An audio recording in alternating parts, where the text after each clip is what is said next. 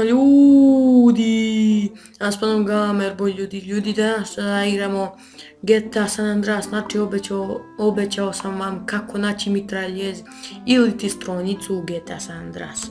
Tako pa krenimo. Čiko braze.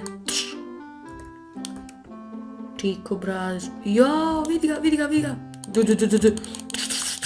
Majku mu žarenu onu. Ti ne napadaš me. Ali tako pa imam drugu pušku. Ja, majku ti pojem. Marš od mene. A tu nema auta u uzicu.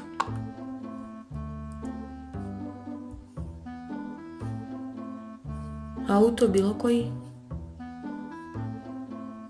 Ali me ko laže tu?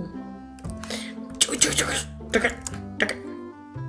Šici iz auta van. To stop Carl from 11. Stani. Znači da vam pokažem, eto ja sam počeo da igram novo.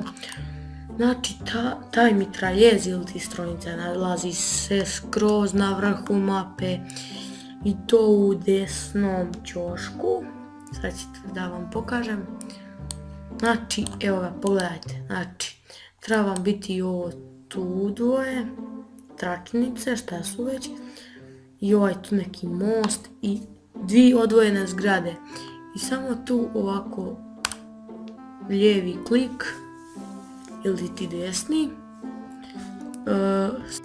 Znači ljudi, evo nas, tu smo došli.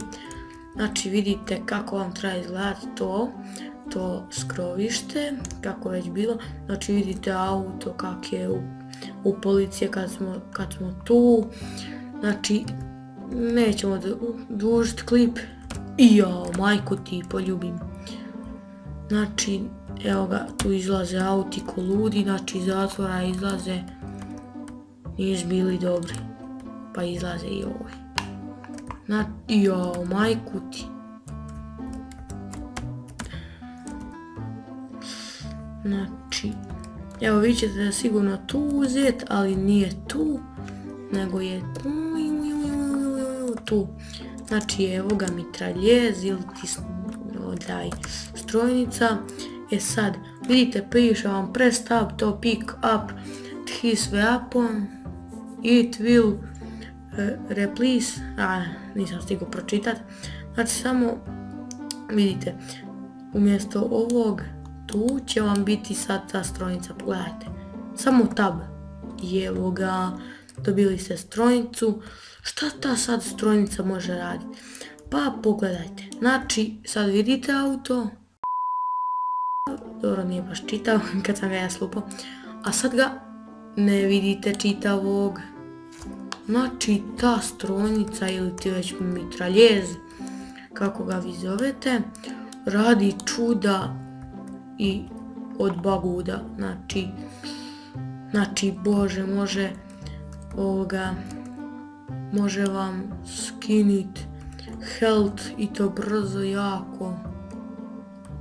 Evo sad ću vam pokazati kako to djeluje na aute. Evo sad ćete da vidite.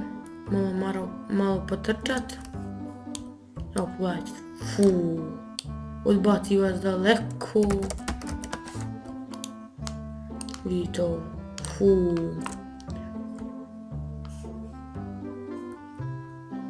Da vidimo gdje ima auta, izlaze. Radi čuda. I tako da došli smo do kraja klipa.